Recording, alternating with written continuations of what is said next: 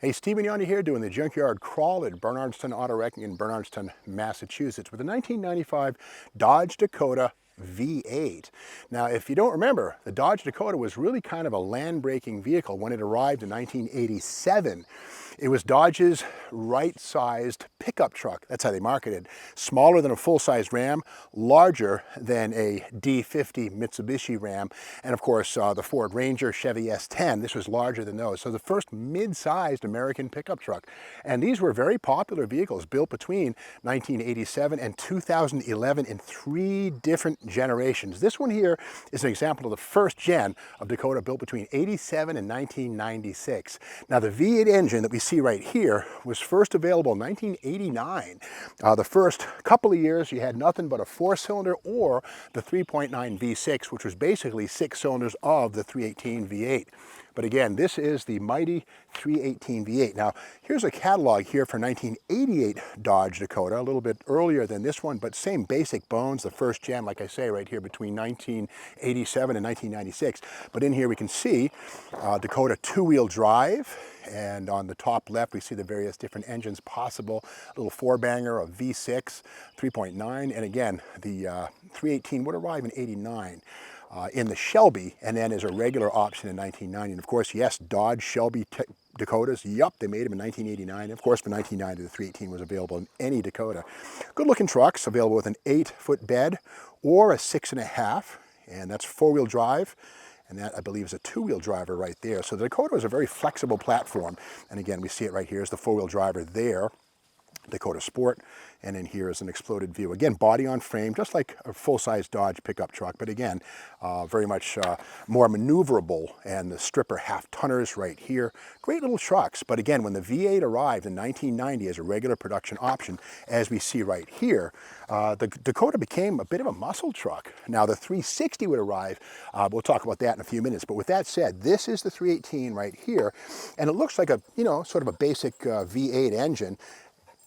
And underneath the air cleaner, we see something here that's kind of weird. If you don't know, this is what we call a barrel ram. It's a 2-barrel Holley throttle body. And yeah, most people say, Holley, that's a hot rod part, right? Well, no, Holley was a big supplier to the OE, the original equipment, Ford, Chevy, GM, etc. And of course, Chrysler. Here it is, the Holley, the V8 size. We can see right there, it's a larger throttle body. But inside of this throttle body, we can see right here, we look down inside of that big old hole. Look at that hole down there, that massive inside. That's the plenum. Now, the runners actually are curled up in a barrel. If you stretch this out, it's basically a tunnel ram. The throttle body would be up here, and basically the ram tune effect in effect. Now, the bottom line of putting that into a barrel, it shrinks it down so you can close the hood over it. But again, the barrel ram is a double-edged sword. More on that in a second. But in the 318, a lot of power, especially in a half-ton 2-wheel drive like this with a stick. Now, this one here has the 6-lug wheels. These were 5-luggers from 87 through 90, but for 91 through 2004, 6 lugs were used. And ironically, in the 3rd generation, 05 to 011, they went back to 5 lugs. Kind of a weird little switcheroo there. But on this one, we can see one of the things that made the 2-wheel drive Dakota such a good handler, this rack and pinion steering. There's the rack right there. And again, rack and pinion, front suspension and steering was kind of quite an advent in the mid-1980s or 90s, in fact, usually seen on Mustangs and stuff like that, but it gave the Dakota 2-wheel drive. Excellent handling.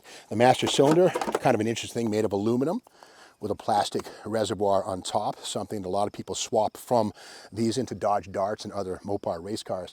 And look at the linkage here between the steering column and the steering rack. Interesting couple of U-joints right there to package everything. Collapsible column right here and right there, so when an impact you wouldn't get perforated by the steering wheel. Now, this is a 2-wheel drive. Keep in mind the 4-wheel drive would not have the rack and pinion steering. Now, inside this one is something kind of cool. A clutch pedal. This is a 5-speed manual V8 2-wheel drive Dakota pickup truck. One tire smoking monster if ever there was one. Here's the boot here for the 5-speed manual right there. Clutch pedal still in play. And we know this is a V8, not just something somebody slopped the motor in, because there's a Y in the 5th spot of the VIN. You can see it right there. Actually, the 8th spot. That Y tells us this is a factory 318 Dakota. Now, getting back to the Dakota 360 and the RT. The Dakota RT arrived in 1998, and I worked at Hot Rod magazine at the time. In fact, this is the August 1998 issue of Hot Rod. Who's that geek on the cover right there? I don't know, some kid who I used to look like. But inside this, here we have it. This is the story that myself and Terry McGeehan came up with. And in fact, I was tech editor at Hot Rod between August 19th, 1997 and January 20th, 2004. I did 77 issues. And one of the best parts was working and being able to do burnouts. That's me inside of this Dakota RT up at Palmdale drag strip, laying rubber. And here it is, you know, basically Scott Dahlquist, who was the great Eric Dahlquist's son, photographer. Eric Dahlquist, of course, was an editor at Motor Trend and Carcraft for many years. But here it is, we have it here. Terry McGeehan, who now works for Hemmings Muscle Machine, says, the Dakota RT fills the pony car void at Chrysler. Remember, in 1998, the Challenger was still 20 years away. That arrived in 2008, so there was no rear-wheel drive platform to have fun with, so the truck was it. It says, take the lightest truck in the lineup, drop in a hot small block. Back in 78, Dodge put together a similar package to avoid the smog Nazis, since light trucks were held to a more lenient standard than passenger cars. The Little Red Express was the result. It was faster than the new Corvette or Trans Am. In fact, the Little Red truck was the fastest production vehicle built in America that year, which says a lot about the state of affairs back then. In fact, this truck here says a lot about the state of affairs. I don't think we got very good ETs. I think we ran like, I don't know, a 15.1 or 14.9. There we go. We got 14.9s. 1485 at 91 final. These are corrected numbers, by the way. Palmdale is such a high elevation, you have to do a little math. The NHRA allows it, but with that said, I think we saw 15.3, which is to say, you know, even this, which we thought was a big deal in 1998, was kind of weak, to be honest. Now we can buy 5.7 and 6.4 Hemi-powered Rams, even the TRX with a supercharged Hemi in a Dodge Ram pickup truck. How far we've come. But again, small steps along the way.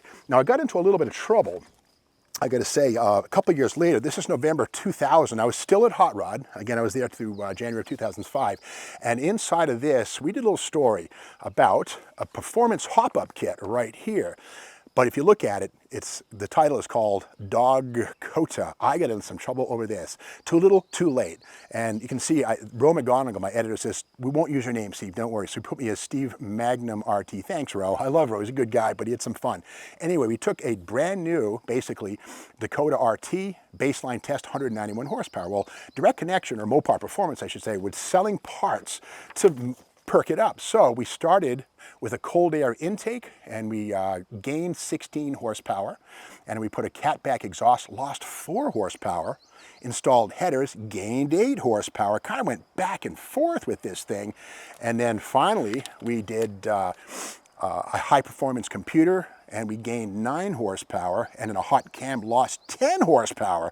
And again, this truck was owned by a tech, a factory tech who worked at Glendora Dodge, and these parts were supplied to us by Mopar Performance. So we did everything right, but we found out in the end, the reality was the fly in our grease seems to be the barrel ram intake manifold. Just the thing for lugging hefty payloads. This torque targeted truck manifold is not up to the task. We can see right there the inner guts. We just saw those a second ago. So this manifold is probably the cork that prevented all these expensive parts, like $4,000 worth of stuff, from blossoming and turning that Dakota RT into a 300 horsepower tire smoker. It didn't really add up. Crazy, but true. But with that said, I remember we went to SEMA right around the time that article came out, and the guys at Dodge didn't like me, and guys on the Dakota RT forum wanted to kill me. But you know, we only told the truth, and I learned a story or a lesson in that magazine article right there. If the advertiser or the supplier is not going to win, kill the story. But in this one here, we're on deadline. Ro McGonigal, my beloved and brave editor, said, you know what, run that story, F them. So anyway, that blew over, thankfully. And again, in 2008, we got the Hemi Challenger. 2005, of course, the 300 and the Magnum and the Charger. So, I mean, Dodge absolutely made up for it. But with that said, a little truck like this, 318 powered 5-speed rear-wheel drive Dakota, was a fun little tire smoker in its day. And even now, these are coming on strong. Now, this again is the first generation. These are made between 87 and 96. This is the next to the last year for the first generation trucks. And again, here's the owner's manual right here, kind of a cool little thing. I like looking around for original stuff. And here's the owner's manual for the Dodge Dakota pickup truck. Let's take a peek here and see what we can learn. And here it has the owner's manual. Sometimes in the back of these things, there's data on who bought it new, nah, nothing. But again, here's just how to change light bulbs and a little bit of data right here. Kind of cool stuff. and warranty goodies in here. But again, this is a 5-speed, 2-wheel drive 318.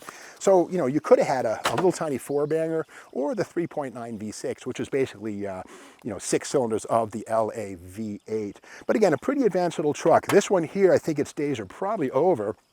Somebody's grabbed the transmission and the flywheel. Although the exhaust manifolds, we can see on this thing, they're pretty decent. You know, not a bad, it's a log, but again, we can see there's a bit of a streamlining effect here. So these were fairly potent little engines in their time. And the 360 with 250 horsepower with 5.9 liters was not bad. But again, that barrel ram right there, the 2-barrel Holley throttle body, was the cork. You can kind of do whatever you want underneath that, but that cork kind of has to go. So that's the story of the V8 5-speed Dakota 2-wheel drive in the junkyard. If you like this video, by all means, subscribe to the Steve Mag's YouTube channel. Give us a thumbs up, share this with your friends, and hit the bell so you know when the next video hits, which is tomorrow morning.